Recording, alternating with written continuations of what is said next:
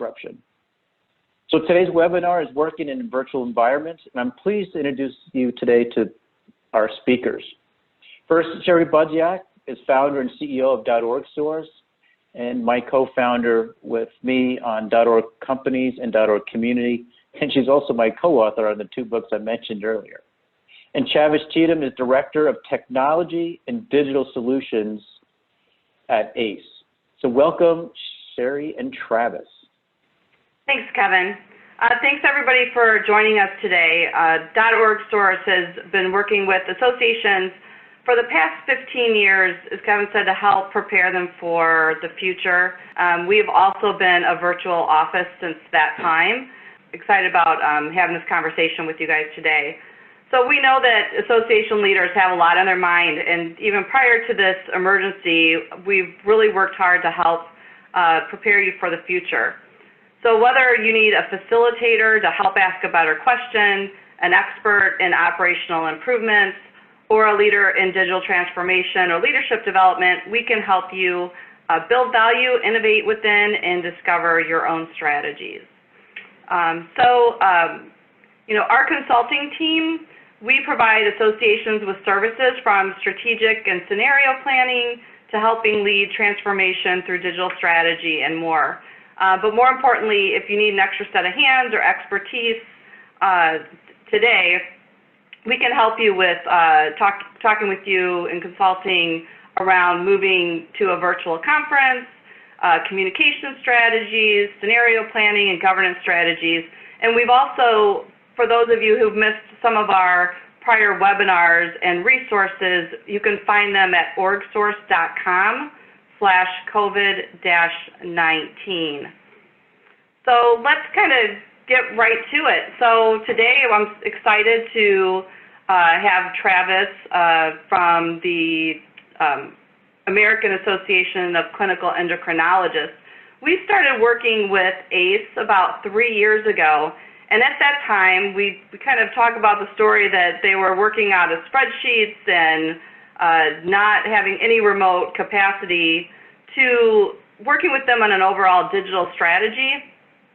And as we were doing that, there were things that happened along the way that I'll let Travis kind of talk about as well. So they encountered a hurricane while there was when they had started moving to a remote environment. We had encouraged them to use Zoom, so they created not only an environment to work with their boards and committees via Zoom and have some folks work remotely, but they created an environment within their office, which we call now the Zoom room. But then they always had plans to move to a remote workforce, and that plan was to move everybody remote by 2021. And obviously with what has occurred, that was rapidly evolved here, and they're a complete remote workforce. So some of the interesting business decisions that AACE was able to make and leverage was because of the remote workforce, they were able to hire subject matter experts in different states. So they've been managing with staff in different states. They've had a flexible workforce. And I don't know, I'll turn it over to you, Travis, to kind of give a little bit more background about where AACE has been and kind of where you guys are today. All right, thanks, Sherry. So like you were saying, we've gone through a dramatic transformation at AACE. 3 years ago, I would say we were at least 10 years behind technologically, and everything was in a server closet, on spreadsheets, homegrown AMS, homegrown pretty much every system that we had. And so fortunately, our leadership realized that it was time to start updating some things. And working with orgSource, built out a 3-year plan for how to do that. And along the way, like Sherry said, we did encounter some things like a hurricane last year that honestly gave us a good opportunity to start to realize some of the changes that we had already made. So we not only were not allowed to go in our building, but we had to evacuate the area entirely. So we had a completely mobile workforce that could evacuate from the storm's path and never skip a beat work-wise. Everything that we had moved to the cloud was just as easily accessible, and we started to realize some of those changes. And now, a year later, we have this current crisis, and again, are starting to realize some of the benefits of it. It's not been a plan to go 100% remote right now, so it has presented some challenges, but we've explored a lot and learned a lot in the last 3 years that I'm hoping we can help others achieve. Great, thanks, Travis. So as mentioned, we're going to kind of keep this open with your questions, so feel free to add your questions to the chat and we'll get to it. But Travis, I guess, what was the most challenging thing that you guys kind of went from this culture of everybody in the office, everybody collaborating in the office, and then we came in with this digital strategy, and now you guys are working with committees via Zoom, and you guys started hiring people that were remote workers. So what was kind of some of the biggest challenges you guys had? Honestly, it was really more a challenge for change management than it was a change in technology. Just getting staff on board with a completely new setup, and not only on board, but excited about where we were going. So, we worked a lot on trying to paint a picture of what the future was going to look like and what the finish line was going to look like, and tried to build, excitement and motivation and buy-in from everyone involved. And we made it a completely collaborative effort. So it wasn't just, a group of IT people changing everything and telling them how it was done. It was a collective change that involved every single staff person that we had. And fortunately, we had dedication from the top down, from our CEO to CFO, our board. Everyone was a part of realizing what needed to change, and a big part of making that happen.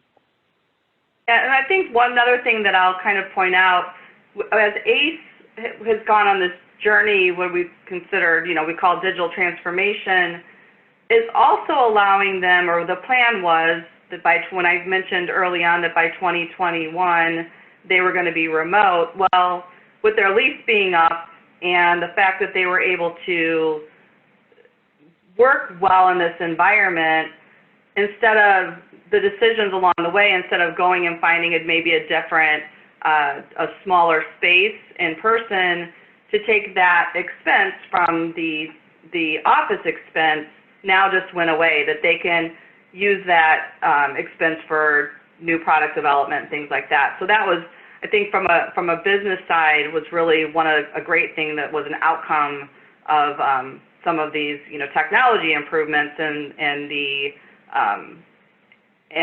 the ability for people to build a culture to work remotely has been very beneficial to the business.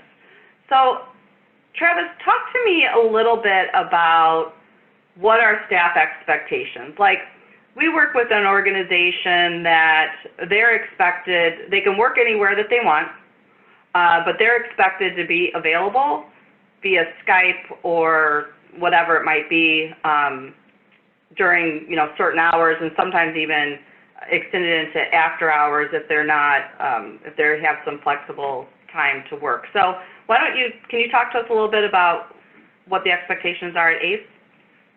Yeah, absolutely. So another big challenge we had, because so much of our staff were used to working in an office down in Jacksonville, Florida, pretty much separated from a lot of other nonprofit organizations and the cultures that were happening in these other cities. And so AACE had built a culture of its own and built habits and processes that were completely isolated and siloed. And so we did a lot to break through the communication gap within staff. And then going 100% virtual in the past couple of weeks, it became even more apparent that learning to communicate differently was going to be vital to success. You can no longer just walk next door and talk to someone in their office or pass by someone and give them a note. It required a complete mind shift in the way that we communicate and collaborate on things. So we really pushed for that and pushed to break old habits. Especially we were not 100% remote when we were forced to do so here in the past couple of weeks. So it did create kind of a jolt, and combining switching the way you work from in an office to at home, setting up your home office, combined with the current stress that's going on in the world, it can be paralyzing. And so we realized early on that we needed to start to develop some new routines for staff. So certain days of the week, maybe it's every morning, maybe it's every other morning, building out regularly scheduled calls, keeping people engaged, keeping people in front of their work on their laptop instead of the news, because there's just so much going on, and people that are used to getting up, getting ready, and going into the office every day have to almost learn how to work remotely. Others that have been doing it a long time have developed that over time, but for us that have never done it before, we had to quickly realize that we needed to start to build new routines and patterns throughout our day intentionally, and to say, here's what we're going to do every morning, here's what we're going to do on these days and during these times. Otherwise, it just happens organically and in ways that is not, are not most efficient. So really, communicating differently was a big part of that. And then also realizing, how much it varies from one staff and one role to another. So I might have a developer on my team that is now being pulled out of an office setting and able to sit at home and really focus on the things that he needs to work on without distraction. For him, it's been great, and it's helped us realize how much disruption he was having during the day.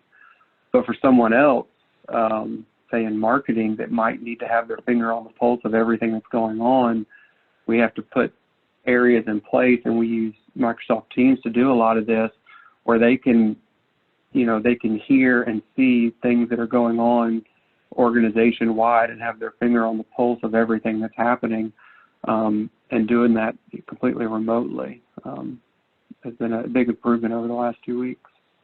Yeah, I had mentioned that, we've had a virtual office, but I was used to going to customer sites and things like that, and just, making some little adjustments just this week. I started using Calendly for people to actually make appointments with me via the phone, because now I know that I'm at my desk all the time, where before I might have been traveling. So even for us that have been working in a virtual environment, there are some other shifts or adjustments. Early this week, I kind of had this, bad mommy moment, because I have a 13-year-old and an 18-year-old now at home too, that when I've been working at home, it's always just been myself. Now I've got other bodies in the house, right? And then at the end of the day, I'm like, what do you mean you didn't eat?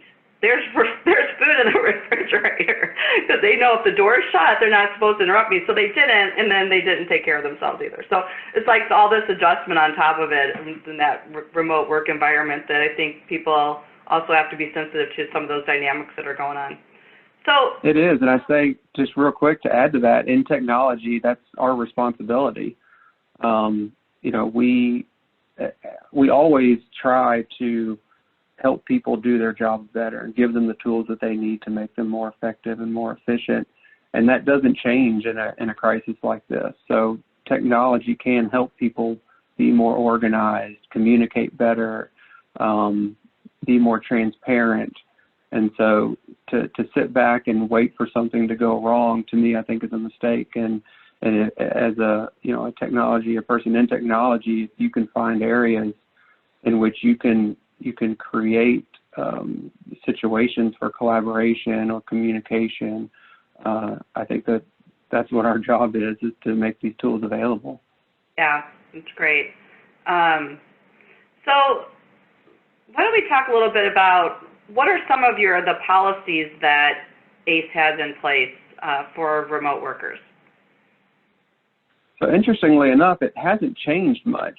You know, with Paul as our CEO, he has, since day one, focused on, you know, work product over times that you're in your seat, right? And so the policies are always centered around that, and it hasn't really changed. So in the past, he didn't really care what time you sat down at your desk or what time you left, only that you were getting the job done.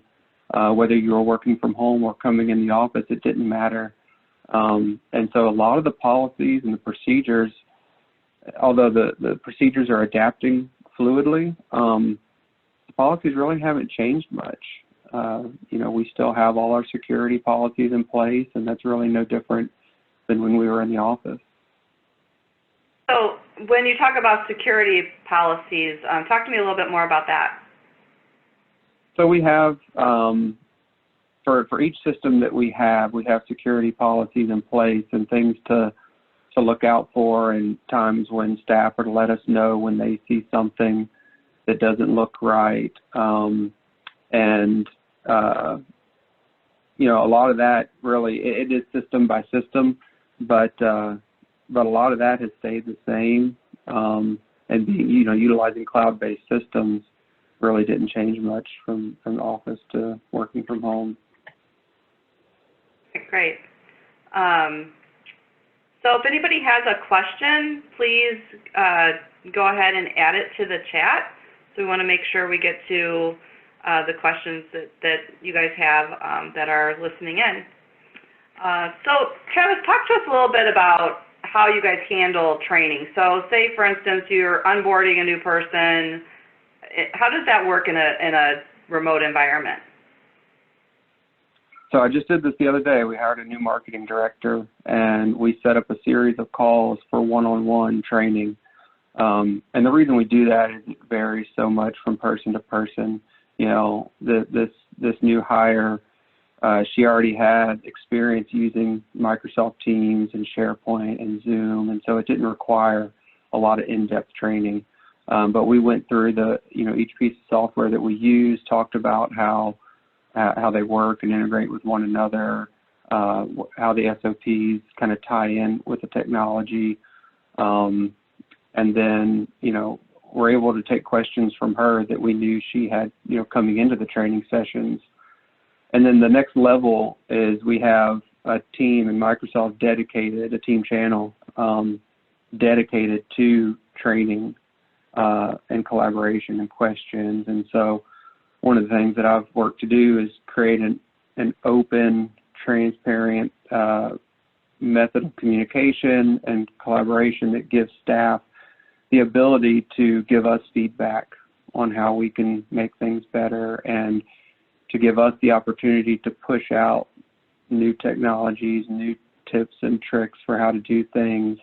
You know, as you know, the technology is ever evolving, and there is no, you know, one training video that you put out and then you're done with it at that point. So as a technology team, we are constantly pushing things out to this channel, whether it's videos or links to pages with tips and tricks on how to do things, pushing for feedback.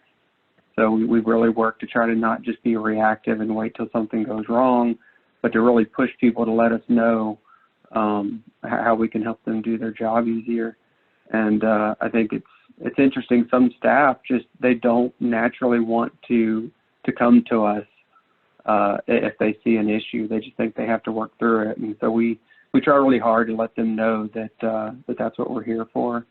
And if there's things that we can do to help streamline their processes through the use of technology, or to make adjustments that help them do their job, then that's what we do. You know, with that said, though, we don't make adjustments for every single issue that may come up. If something comes up that may need to be adjusted, we look at it, you know, org-wide, and how can our SOPs be adjusted, and how can our technology be adjusted to help the organization as a whole.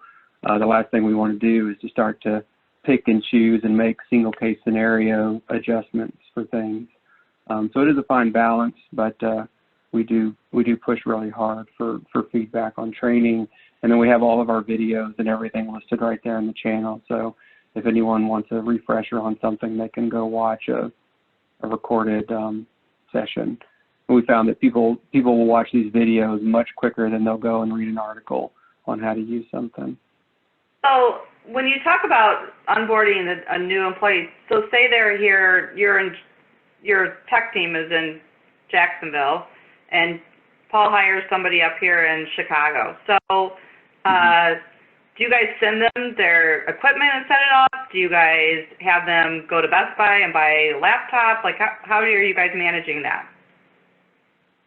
Right. So we do order laptops. Those come in to IT here in Jacksonville so that they can be configured and then sent out ready to use. And then we order online all the other hardware that they need and have it shipped directly to their house. Actually, that's been a little challenging here lately, as you can imagine. And I actually ended up setting up an Amazon business account because that was the quickest way to get the hardware that this new staff person needed in their hands.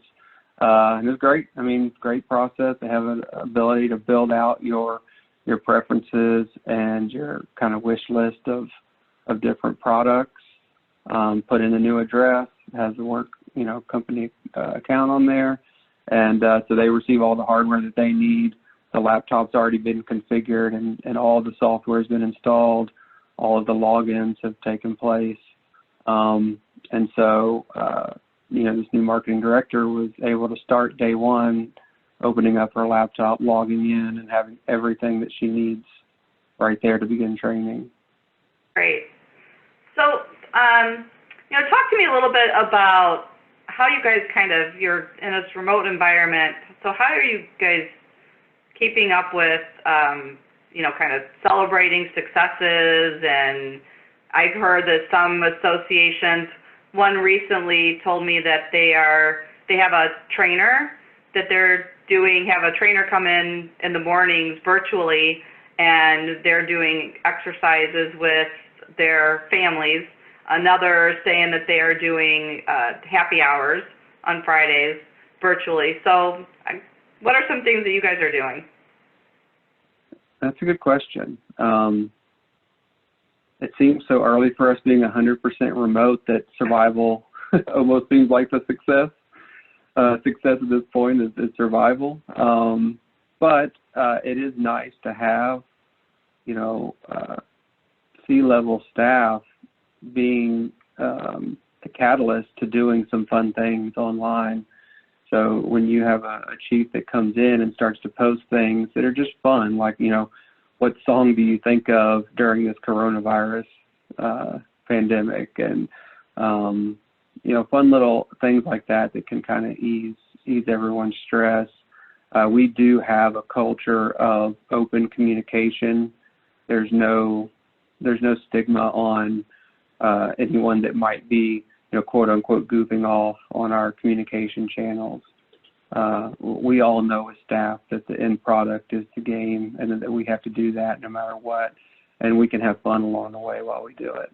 And so, we're constantly, I constantly see throughout all the teams that we have set up in Microsoft, congratulations on different things.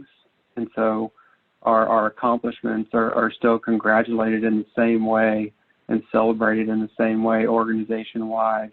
We're all in the same boat. We all know where we're going because of open communication, and we all celebrate these milestones that we come up on, whether it's in one team or another or on the all-staff team. So there's no standard celebration, I guess, yet, and I'm sure there will be eventually. And once we get through all of this over the next few months and a year, I'm sure we'll have a lot more digital celebration. Yeah, I think you may have to suggest that happy hour. I think your senior staff there will approve of that. I like it. I mean, people are getting creative. I got an invitation just earlier this morning for one of my son's classmates whose birthday party was this weekend, and of course people can't gather for that, so they send out a Zoom invitation with a schedule of the events that they're going to have during this Zoom call, including eating cake and playing games. And it's fascinating to see how people are adapting to this now that there's no choice. Yeah. So just to kind of take people through some of your process, and while you guys had a little bit of time, obviously, to get to where you are today, there were some things that you guys did pretty rapidly. I mean, when you guys saw the opportunity or had the opportunity with the change in senior management, I think you guys quickly went to using Zoom, working with committees, and one of the things that you guys put into place was to identify a person that could help not only train but help support those types of meetings. And I think that she still spearheads a lot of that internally, right? So that was helpful. And then the second thing that was really important, which I think associations are struggling with now, you talk about using Microsoft Teams or Office 365, which is great, but those that are moving to an environment today that's more remote, I think that you guys were able to take some time to organize your teams, organize the content. What are some other things, I think, Travis? I mean, those were two things that you guys did right off the bat that enabled you guys to start moving into this environment, right? Because now you have Zoom. What are some of the other things that you think were really important to have as kind of building blocks? And then where do you feel that there are things that associations should consider or look out for as they are kind of moving to this, or if they're not totally moving to this environment, at least that they're in this environment today, right? Right. Yeah. And so when I think back, where we were 3 years ago, and if this pandemic would have happened at that time, what we would have done. And it's really not much different than what we actually did do. It can be a little overwhelming to think about how much needs to change. But, we prioritized it and we said, what changes can we make quick? What changes affect the most people? And, some of the first few things we did was purchase laptops for every single staff person. And then set up our file structure in Teams. So we didn't have, at the time, when I was brought into the digital strategy, we did not have a SharePoint site, cloud-based storage. It was all in a server in a closet, and we had no communication tool to use digitally. So at that time, Teams was really the beginning of Microsoft pushing Teams really hard. It was pretty obvious that 3 years ago, Microsoft was trying to make Teams be the one-stop shop to working online, and so we jumped on board with that, and we said we're going to use it for our chat, we're going to use it for our communications, our video conferencing internally, and we're going to use it for our file structure. And so we took and listen, I bet I did a dozen takes of making this happen, where I would build it out in Teams, scrap it all, start over, build it out, scrap it all, until it was easy to use. And we ended up breaking the teams down into large groups of different departments, and saying these are the areas where people are going to communicate, and it's also the areas where we're going to store our files. And what's so neat about Teams is when you do that, you can store files within a channel within a team, and it simultaneously builds a SharePoint structure for you in the background. So now whether staff wants to look up a file in Teams or they want to look it up in SharePoint and make changes, it's a mirror image. It's the same thing on both sides. So, the advice I would give is it's not as hard as you think it is. And it's just a matter of jumping in and making it happen. You can build out a team site and a team structure, task a few people with migrating files, and be up and running with a cloud-based communication, file storage, and collaboration solution on laptops pretty quickly. And then setting up Zoom for video conferencing and getting committees and groups involved in doing conversations that way. There will be bumps in the road. We ran into it as well. But in my experience, it's been more of a mental block for people than it has been a technology gap. Yeah. The tools are there, and I think it's like ripping a Band-Aid off. If you just start and make it happen, it'll actually go a lot smoother than I think most people realize. Yeah, that's great, Travis. This has been some really great advice and input and some things that folks can think about. For those of you that are participating, we will be putting together some, or we are in the process of putting together some policies that people can use as templates and things that we will, that you can find again at orgsource.com/COVID-19. That should be up later today. And if you have any other questions or questions that we can help you with, feel free to reach out to me, Sherry at orgsource.com, and I will try to answer them, or we can try to get Travis to answer those questions that you might have as a follow-up. So Kevin, do you want to kind of wrap us up here? Yeah, sure. So Travis, one of the questions I saw was, what advice would you give about managing teams remotely? And there might be sometimes people are struggling with focus or too many distractions. How do you manage teams and give them the support they need? Yeah, it's a really good question, and it's not something that I think any one person or one department can do. And so, you know, at AACE, we've really, because it's easy to kind of forget about someone that might be sitting at home and waiting on, you know, work to be given to them to do. And so we've really pushed on kind of what I said earlier, building a routine, setting up, even if it's a call every morning to say, you know, what is our activities for this day? Another thing that I do in my department, and I'm pushing other departments to do as well, is to have regular meetings with project managers. Have them help you push projects forward so that you don't have to constantly, you know, remember every aspect that's going on. And as long as you can trust your project managers and trust your project management system, the timelines, the tasks are all in there. It starts to work just like a machine would. You know, it's a balance of the tasks that are being asked, the projects are staying on time, and then also just social engagement. And so, like, we'll schedule the first 5 minutes of every call is just a chat on how everyone's doing. How everyone's doing emotionally, you know, how's your day going, how's your week going? And I think any call could spare 5 minutes up front just to do that kind of thing. We actually had a 2-day all-staff retreat at the end of last year, and for 2 days, all we talked about was what it would be like to go 100% virtual, and got feedback from every single staff person, and collected all of that and made a lot of decisions on how we were going to do things, you know, if and when that were to happen.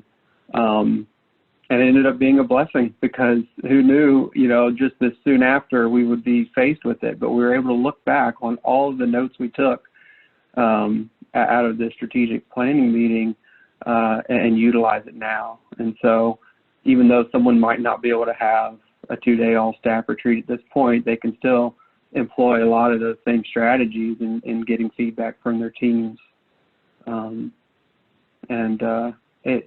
It always comes back to communication for me. Communication, open transparency, and from a top-down perspective, C-level staff to directors, all the way down, having an open line of communication to understand what people are doing every day. And you really have to get out of the mindset of, you know, is this staff person sitting in front of their computer right now working? Yeah. Because that's not really the question you should ask. You know, you should ask what is supposed to be coming out of this area, what work product is supposed to come out of this area, and you are able to monitor that work's being done that way and have trust in your staff in that way. Great. No, thanks. I know we're quite a bit over our time, but I think this Q&A session was wonderful, and I think we'll conclude today's webinar. But